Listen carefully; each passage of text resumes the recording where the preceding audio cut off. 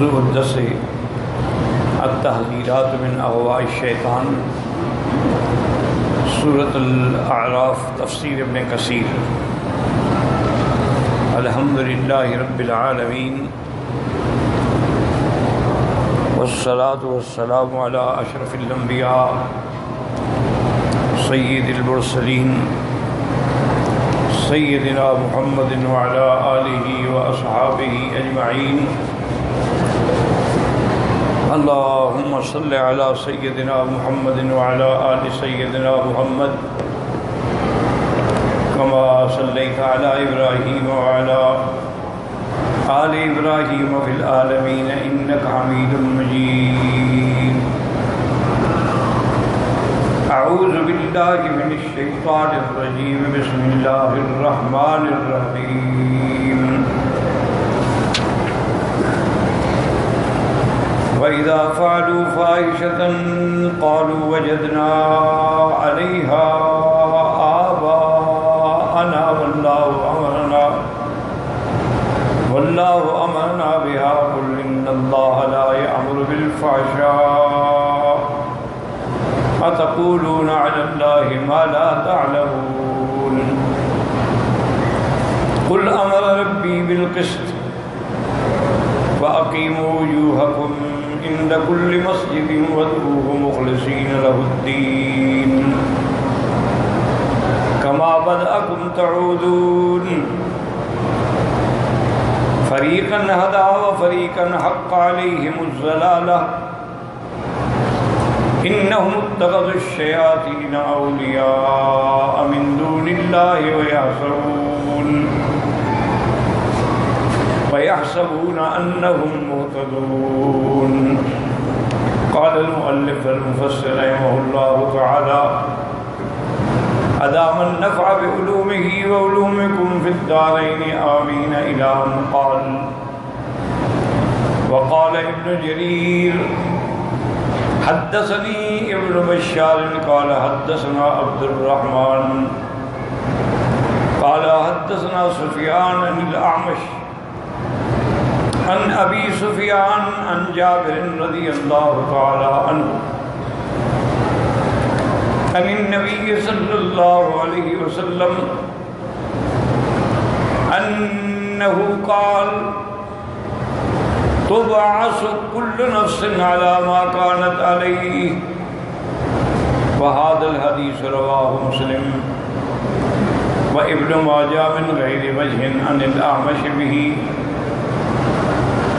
ولفظه ويبعث كل عبد على ما مات عليه وأن ابن عباس مثله قلت ويتأيد بحديث ابن مسعود قلت ولا بد من الجمع بين هذا القول إن كان هو المراد من الآية وبين قوله تعالى فأقم وجهك للدين حنيفا فطرت اللہ الذی فطر الناس علیہا وما جاء فی الصحیحین عن ابی ہریرہ رضی اللہ تعالی عنہ ان رسول اللہ صلی اللہ علیہ وسلم قال کل مولود یولد علی الفطرۃ فابواہ یہودانہ وینصرانہ ویمجسانہ۔ اب مفسر رحمۃ اللہ علیہ ان آیات مبارکہ کی تفسیر میں جو احادیث مبارکہ سے دلائل ہیں وہ ذکر فرما رہے ہیں کہ ایک حدیث جو ہم نے کل پڑھی ہے، حضور صلی اللہ علیہ وسلم نے فرمایا کہ ایک انسان عمل کرتا ہے اور وہ عمل سب کے سامنے ہے کہ وہ اہل جنت والے عمل کر رہا ہے، حالانکہ وہ ہوتا اہل جہنم سے ہے۔ اور اسی طرح انہ لیعمل فیما یری الناس بعمل اہل النار، ایک آدمی جہنمی والے عمل کر رہا ہے لیکن ہے وہ جنت میں سے، کیونکہ انما الاعمال بالخواتیم، کہ اعمال کا دار و مدار جو ہے وہ خاتمے پر۔ اب سمجھیں کہ ایک موقع پر حضور صلی اللہ علیہ وسلم جہاد میں تشریف لے گئے، اور جس جہاد میں حضور خود تشریف لے جائے اس کو غزوہ کہا جاتا ہے، وہ غزوات کہلاتا ہے۔ اور جہاں آقا آپ تشریف نہ لے جائیں، کسی کو امیر بنا کے بھیجیں، وہ سریہ کہلاتا ہے، سرایا ہوتا ہے۔ تو محدثین نے سرایا کے الگ باب باندھے ہیں اور غزوات کے الگ باب باندھے۔ حضور صلی اللہ علیہ وسلم موجود ہیں، ایک آدمی دور کھڑا ہے نوجوان، اور کھجوریں کھا رہا ہے، اور وہ حضور کی خدمت میں آیا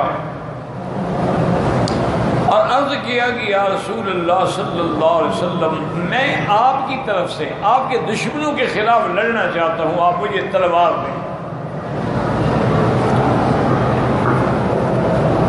حضور پاک صلی اللہ علیہ وسلم فرمایا ابھی تم کون ہو؟ اس نے کہا یا رسول اللہ میں بہرحال مسلمان نہیں ہوں، میں آپ کے فرمان کے مطابق تو کافر ہوں، مشرک ہوں، لیکن میں آپ کے دشمنوں سے لڑنا چاہتا ہوں۔ حضور پاک نے فرمایا کہ لا استعین من مشرک، میں کسی مشرک سے مدد نہیں چاہتا۔ وہ بیچارہ ہٹ کے کھڑا ہو گیا، تھوڑی دیر گزری پھر آ گیا۔ پھر بھی حضور پاک نے یہی فرمایا کہ بھائی لا استعین من مشرک، میں کسی مشرک کی مدد نہیں چاہتا۔ وہ ہٹ گیا، پھر آ گیا، چونکہ بہادر آدمی تھا اور جنگ ہو رہی تھی، وہ بھی چاہتا تھا کہ میں اپنے بہادری کے جوہر دکھاؤں، اس کو آرام نہیں آ رہا تھا۔ آخر اس نے عرض کیا کہ حضور کوئی راستہ ہے؟ انہوں نے کہا ہاں بالکل ہے، اسلم، کلمہ پڑھ لو، مسلمان ہو جاؤ، ہمارے بھائی ہو، پھر لڑو۔ تو اس نے کہا جی ٹھیک ہے، پھر مجھے کلمہ پڑھائیں۔ حضور صلی اللہ علیہ وسلم نے اسے کلمہ پڑھایا اور اپنی تلوار بھی دی۔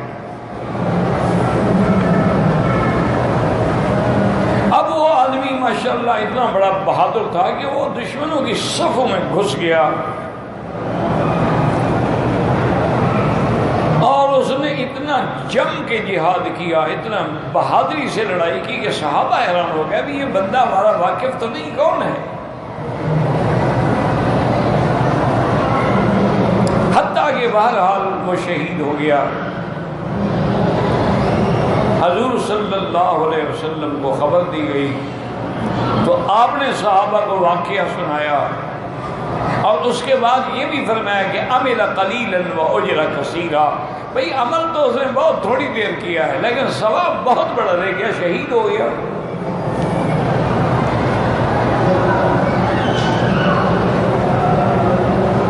اور شہید بھی اس کو کہتے ہیں شہید المعرکہ، اصل شہید یہ ہوتا ہے جنگ لڑتے لڑتے شہید ہو گیا۔ ویسے تو وہ بھی شہید ہے جس کو اس میں جنگ میں زخم لگ گیا، گھر آیا، علاج ہوتا رہا، بیچارہ فوت ہو گیا، وہ بھی شہید ہے، لیکن شہید المعرکہ یہ ہوتا ہے کہ جو لڑتے لڑتے اسی جگہ شہید ہو گیا۔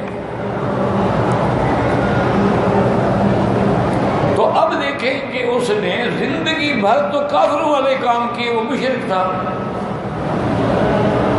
لیکن کلمہ نصیب ہوا اور شہادت کے درجے پہ پہنچ گیا۔ جیسے ہم حدیث پڑھ رہے تھے کہ آدمی جہنمیوں کے عمل کرتا ہے، لیکن پھر ایک ایسا عمل ہو جاتا ہے کہ وہ جنت میں چلا جاتا ہے۔ اسی طرح سے ایک دفعہ جنگ میں ہی صحابہ نے عرض کیا کہ یا رسول اللہ فلاں ساتھی جو تھا نا، بخن بخن، واہ واہ، جو اس نے جنگ کی ہے نا، جس بے جگری سے وہ لڑا ہے وہ جنتی ہے۔ انہوں نے فرمایا کیا کہہ رہے ہو؟ میں دیکھ رہا ہوں کہ اس کے اوپر جہنم کی آگ دہک رہی ہے۔ لیشعل علیہ النار۔ صحابہ حیران ہو گئے، یا رسول اللہ ساتھی ہے، جہاد کیا، جنگ کی، دشمنوں کو مارا، اور نے فرمایا اللہ کا بس تقدیر کا یہی ہے۔ تو جب اس کے سامان کی تلاشی لی گئی تو مال غنیمت سے اس نے کچھ چرایا تھا جس کی وجہ سے سزا مل گئی۔ تو اس لیے اصل بات کیا ہوئی کہ ہر چیز میرے اللہ کے ہاتھ میں ہے۔ باقی اب مصیبت جو ہے نا جی، اختلاف اس پہ ہوتا ہے کہ بھی اگر ایک آدمی دین فطرت میں پیدا ہوا ہے تو وہ پھر گمراہ کیسے ہو گیا؟ وہ بات سمجھیں کہ حضور نے فرمایا کہ ہر مولود، ہر بچہ دین فطرت میں پیدا ہوتا ہے۔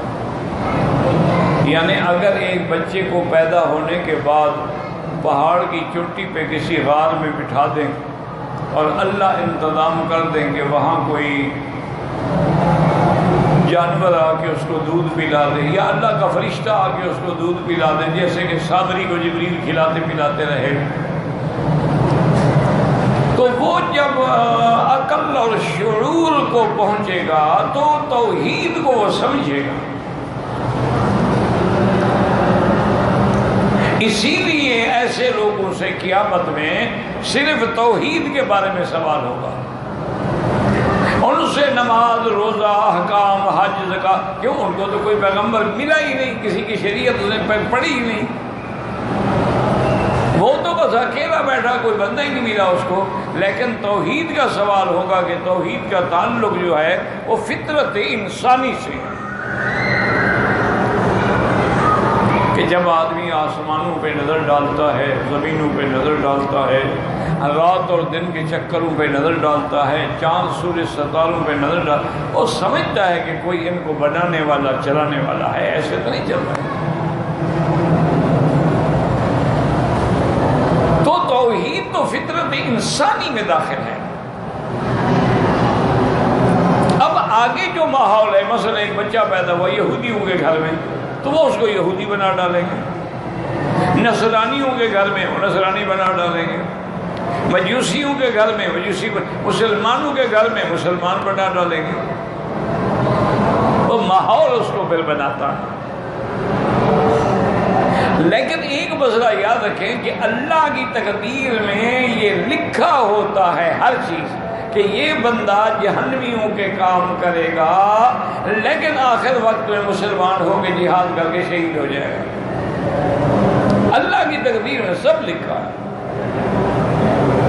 اور اس کا کوئی رد و بدل بھی نہیں ہوتا۔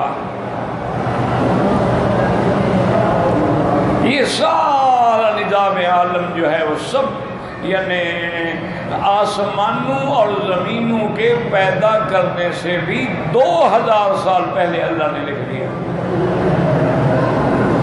تو اس لیے اب مفسر رحمۃ اللہ علیہ اسی پہ دلائل کا ذکر فرما رہے ہیں کہ وہ فرماتے ہیں کہ ایک حدیث مبارک میں آیا ہے، حضرت جابر سے روایت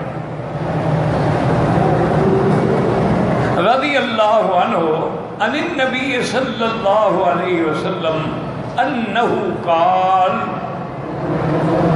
تبعث کل نفس علی ما کانت علیہ، یعنی ہر آدمی جس حالت میں تھا، جس دین پہ تھا، قبروں کے بعد بھی اسی پہ اٹھے گا۔ کافر تھا تو کافر ہی اٹھے گا، مسلمان تھا تو مسلمان ہی اٹھے گا، یعنی جیسی اس پر موت آئے گی۔ اور جس دین پہ تھا، یہودی تھا یہودی اٹھے گا، نصرانی تھا نصرانی اٹھے گا، مجوسی تھا مجوسی اٹھے گا، مسلمان تھا مسلمان اٹھے گا، ما کانت علیہ۔ اور اسی طرح امام مسلم نے بھی اس کو روایت کیا ہے کہ یبعث کل عبد علی ما مات علیہ، ہر بندہ اسی پہ اٹھے گا جس پہ اس کو موت آئی۔ کہتے ہیں کہ لازماً ان اقوال کو جمع کرنا ہوگا کہ اللہ فرماتے ہیں فَأَقِمْ وَجْهَكَ لِلدِّينِ حَنِيفًا فِطْرَةَ اللَّهِ الَّتِي فَطَرَ النَّاسَ عَلَيْهَا، اور اسی طرح جو صحیحین میں حدیث آئی ہے کہ حضور پاک نے فرمایا کل مولود یولد علی الفطرۃ فابواہ یحودانہ وینصرانہ ویمجسانہ.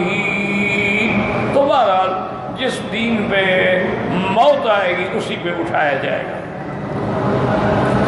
وفی صحیح مسلم عیاض ابن حمار قال قال رسول اللہ صلی اللہ علیہ وسلم یقول اللہ تعالی وانی خلقت عبادی حنفاء فجاءتهم الشیاطین فاجتالتهم عن دینہم.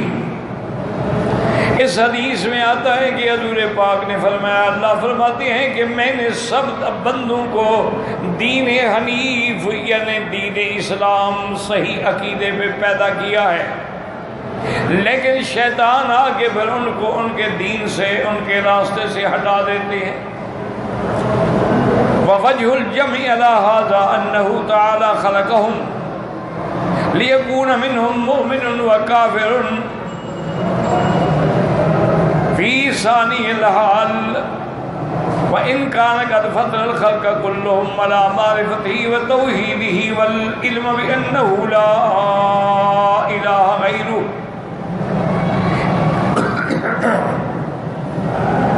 كما أخذ عليهم الميثاق بذلك وجعله في غرائزهم وفطرهم وما هذا قدر أن منهم شقيا ومنهم سعيد. تو اب مفسر رحمۃ اللہ علیہ فرماتی ہیں کہ جمع کا پھر یہ طریقہ ہوگا کہ اللہ تبارک و تعالی نے سب کو پیدا کیا ہے، پیدا کرنے کے بعد اللہ نے شعور بھی دیا، عقل بھی دیا، سمع بھی دی. اب ان کی مرضی ہے کہ وہ ایمان اختیار کریں یا کفر اختیار کریں.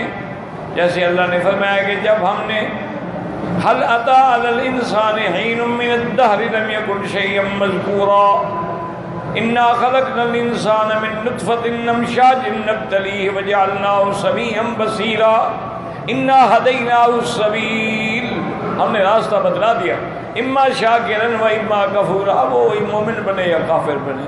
اسی لیے فرمایا فمنکم کافر ومنہم مؤمن وکافر وَإِن كَانَ قَدْ فَطَرَ الْخَلْقُ كُلُّهُمْ. حالانکہ اللہ نے ان کو تو اپنی معرفت پہ توحید کے عقیدے پہ پیدا کیا تھا اور اس علم سے پیدا ان کو علم دیا تھا کہ لا الہ غیر اللہ کے سوا کوئی معبود برحق نہیں. کما اخذ علیہم المیثاق بذلک. اور اسی پر اللہ نے ان سے عہد بھی لیا تھا الست بربکم قالوا بلا. اور یہی ان کے دماغ میں ان کی فطرت میں ڈالا تھا، لیکن اللہ پاک نے اپنی تقدیر میں یہ بھی لکھ دیا تھا کہ ان میں شقی کون ہوگا اور سعید کون ہوگا. راستے تو اللہ نے سب بتلا دیے، لیکن اللہ کے علم میں یہ تھا کہ ان میں سعید کون ہے اور شقی جو ہے وہ کون ہے. اسی لیے فرماتے ہیں والذی خلقکم ومنکم کافر ومنکم مؤمن وفی الحدیث کل الناس یغدو فبائع نفسه فمعتقها او موبقها. حدیث پاک میں آتا ہے کہ ہر بندہ گویا کہ اپنے نفس کا سودا کرتا ہے، یا سودے میں کامیاب ہو گیا یا پھر ہلاک و برباد ہو گیا.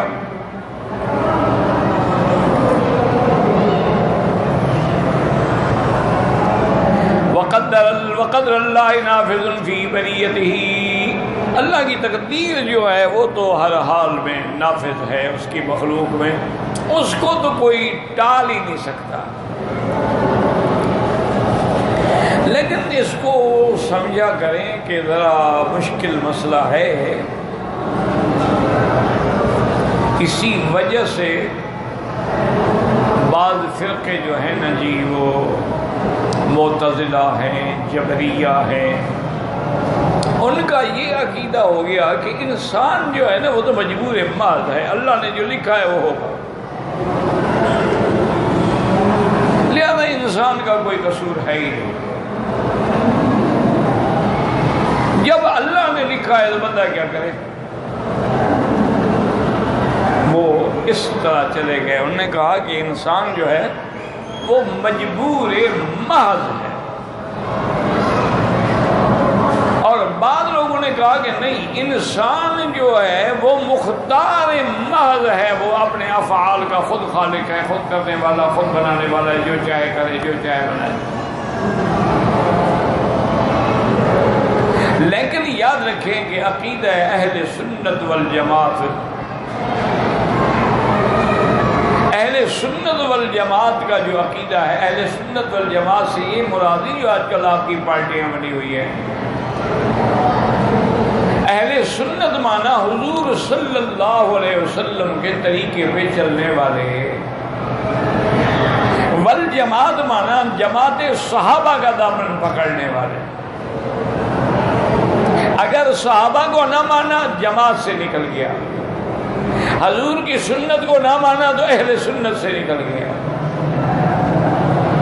تو اہل سنت سے مراد کیا ہوتا ہے کہ صحابہ سے لے کر آج تک جو اہل حق ہیں وہ اہل سنت والجماعت ہیں۔ ان کا عقیدہ یہ ہے کہ انسان نہ مجبور ہے نہ مختار ہے، یعنی اس کی درمیانی کیفیت میں ہے، انسان نہ مجبور محض ہے اور نہ مختار کل ہے۔ اس کی مثال علماء استاد سمجھاتے ہیں کہ مثلا آپ کھڑے ہیں، آپ سے کہیں گے ایک پاؤں اٹھاؤ تو ایک پاؤں آپ اٹھا لیں گے، اب آپ کو کہا جائے بھی دوسرا بھی اٹھاؤ تو دوسرا نہیں اٹھا سکتے آپ، تو اتنا اختیار تو ہے آپ کو کہ ایک پاؤں اٹھا لیں، لیکن دوسرے کے اٹھانے کا اختیار نہیں ہے۔ تو اس لیے علماء فرماتے ہیں کہ انسان کو اللہ نے آنکھیں دی ہیں، سمع دی ہے، بصر دی ہے، عقل دی ہے، فہم دی ہے، پھر اللہ نے راستے بتلائے ہیں، یہ ہدایت کا راستہ ہے، یہ ذلت اور غوایت کا راستہ ہے، یہ حزب الرحمن ہیں، یہ حزب الشیطان ہیں، اور اس میں ساری صلاحیتیں ہیں، لیکن وہ اختیار اپنی مرضی سے کرتا ہے۔ اسی وجہ سے تو اس کو عذاب ہوگا کہ اس نے اپنی مرضی سے کفر اختیار کیا۔ اگر اللہ جبراً اس کو کافر بنا دے پھر عذاب کا کیا مانا؟ اللہ نے جبراً تو ابلیس کو ابلیس نہیں بنایا، وہ تو بھلا اعلیٰ کے ساتھ رہتا تھا، فرشتوں کے ساتھ رہتا تھا، عبادت کرتا تھا، آسمانوں پہ آنا جانا تھا، اتنا بڑا مقام تھا اس کا۔ وہ تو اس نے جب انکار کیا، جب تکبر کیا، استکبار کیا تو خوار۔ تو اس لیے ہمیشہ یاد رکھیں کہ تقدیر برحق ہے، لیکن اللہ نے ہمیں حکم یہی دیا ہے کہ ہم صراط مستقیم پہ چلیں۔ اللہ نے ہمیں یہ حکم نہیں دیا کہ ہم اپنے آپ کو کنویں میں گرا دیں، آگ میں گرا دیں، ہلاکت میں، ہاں لیکن اگر تقدیر میں ہے تو گر جائیں گے، پھر کوئی ٹال نہیں سکتا۔ وہ عربوں کا ایک محاورہ ہے نا کہ اذا جاء القدر عمی البصر، جب تقدیر آتی ہے نا پھر آدمی کی آنکھیں اندھی ہو جاتی۔ اسی طرح آپ دیکھیں نا کئی ڈرائیور جن سے ایکسیڈنٹ ہوتے ہیں، آدمی یار کیا ہوا تم تو بڑے، انہوں نے کہا جی مجھے کچھ نظر ہی نہیں آیا، میرے سامنے کچھ نہیں، اندھیرا۔ تو بصر مسئلہ وہی ہے کہ اذا جاء القدر عمی البصر۔ اچھا حضور پاک نے دعائیں سکھائی ہیں کہ سفر سے پہلے یہ دعا پڑھو، سواری پہ بیٹھے یہ دعا پڑھو تو آپ کو کوئی نقصان نہیں ہوگا، لیکن جس دن تقدیر نے ہمیں نقصان دینا ہو آدمی کو یاد ہی نہیں رہتا وہ پڑھنا، وہ ایسے ہی بھول جاتا ہے۔ تو اس لیے مفسر رحمۃ اللہ علیہ فرماتے ہیں کہ سمجھ لیں وقدر اللہ نافذ فی بریتہ، اللہ کی تقدیر ہر حال میں نافذ ہوگی۔ جیسے فرمایا والذی قدر فہدی، اور جیسے فرمایا الذی اعطی کل شیء خلقہ ثم ہدی، اللہ نے جو مخلوق بھی پیدا کیا ان کو سب کچھ سکھایا ہے، یعنی جانور جو ہیں ان کو بھی اللہ نے شعور بخشا ہے۔ اب دیکھیں نا جی، آپ 4 گائیں باندھ دیں، ان کے بچھڑے یہاں کھڑے کر دیں، جب ان کو چھوڑیں گے ہر بچڑا اپنی ماں کے پاس جاتا ہے، اگر اس کو کسی نے سمجھایا ہے علم تو دیا ہے نا۔ اچھا دوسرے کی ماں کے پاس جانا تو وہ بھی ٹانگیں مارے گی، ادھر آؤ تم میری بچے نہیں ہو۔ اور اسی طرح انڈے سے جو چھوٹے چھوٹے ایسے کپاس جتنا ان کی حیثیت ہوتی ہے، جو بچے پیدا ہوتے ہیں مرغی کے، بلی کی آواز سنے فوراً بھاگیں گے، ماں کے پروں کے نیچے چھپیں گے۔ اس کو سمجھایا ہے نا کسی نے کہ بھی اگر تم پر مصیبت آئے تو یہ ماں کام آئے گی، اس کے پروں کے نیچے آ جاؤ۔ تو یہ سب چیزیں اللہ تبارک و تعالی جو ہے وہ بندوں کو سکھاتے ہیں۔ اسی طرح اگلے دن میں اخبار میں پڑھ رہا تھا کہ کچھ لوگ جو ہیں جی وہ پکنک پہ گئے ہوئے تھے، تو آدمی آپ کو پتہ ہے نا کھیل کود میں لگ کے بڑا غافل ہو جاتا ہے، تو ان کا کچھ پالتو کتے بھی تھے، بلیاں شلیاں بھی تھیں، اور تو ایک چھوٹے بچے کو درخت کے نیچے سلا کے سامان رکھ کے انہوں نے کہا کہ یہ سامنے کھڑے ہیں، بچے کو دیکھ رہے ہیں، لیکن خدا کی شان یہ ہے کہ وہ کھیل کود میں اتنے محو ہو گئے کہ بچہ یاد ہی نہیں رہا، اور سانپ نکل کے آیا جو بچے کو ڈسنا چاہتا تھا، وہاں جو بلی بیٹھی تھی نا وہ سانپ سے لڑتی رہی، اس نے بچے کے قریب نہیں آنے دیا، اور سانپ بھی زد میں آ گیا کہ میں حملہ کروں گا، وہ بھی بار بار پھن نکال کے حملہ، بلی بھی چھلانگ لگا کے مارے اس کے پھن پہ اور وہاں جا پڑے۔ ایک بلی سے اللہ نے کام لے لیا کہ ان کے بچے کی حفاظت کرتی رہی، حالانکہ ماں باپ بھول گئے۔ تو یہ اس کا نظام ہے، اللہ تعالیٰ کے ہر چیز کے اندر حکمتیں ہیں۔ وفی الصحیحین فاما من کان منکم من اہل السعادۃ فسيسر لأمر أهل السعادة وأما من كان من أهل الشقاوة فسيسر لأمر أهل الشقاوة۔ اچھا ہمیں پتہ کیسے لگے؟ تو حضور نے فرمایا اصل بات یہ ہوتی ہے کہ اگر آپ سے جنتیوں والے کام ہو رہے ہیں، نماز ہے، روزہ ہے، حج ہے، عمرہ ہے، زکوٰۃ، تو سمجھو کہ الحمدللہ میں اہل سعادت کی طرف سے۔ اور اگر 24 گھنٹے نشہ ہے، شراب ہے، کباب ہے، جوا ہے، سمجھ لو کہ بھی میرا راستہ غلط ہے اور میں اہل شقاوت میں سے۔ ولہذا قال تبارک و تعالی فریقا ہدی وفریقا حق علیہم الضلالہ ثم علل ذلك فقال ان متخذوا الشیاطین اولیاء من دون اللہ، ان نے اللہ کو چھوڑ کے شیطانوں کو اپنا دوست بنایا۔ قال ابن جریر وهذا من ابین الدلالۃ علی من خطا من زمن اللہ لا يعذب احدا لا يعذب احد على معصيته ركبها او ضلالة اتقدها الا ان ياتي بعد علم منه بثواب وجهها فيترك اناد منه ليوفيها۔ اب مفسر فرماتا ہے کہ ان لوگوں کا عقیدہ غلط ثابت ہو گیا جو یہ کہتے ہیں کہ اللہ کسی کو گناہ پر سزا نہیں دیں گے، کیوں خود تو کرایا ہے پر سزا کیوں دیں گے؟ تو یہ عقیدہ خطا ہے، اللہ نے سب کو راستہ بتا دیا ہے۔ لو كان كذلك لم يكن بين فريق الضلالة الذي ضل وهو يحسب انه مهتد وفريق الهدى فرق وقد قدر وقد فرق الله تعالى بين اسمائها واحكامها في هذه الآية۔ اب مفسر فرماتا ہے کہ اگر ایسی بات ہے نعوذ باللہ کہ اللہ جبراً اس کو گمراہ کرتے ہیں، تو پھر تو کوئی فرق ہی نہ ہوتا، نہ ہدایت میں نہ گمراہی کے اندر۔ حالانکہ اللہ نے یہاں فرق بیان کیا ہے کہ فریقاً ہدی و فریقاً حق علیہم الضلالہ، واللہ اعلم۔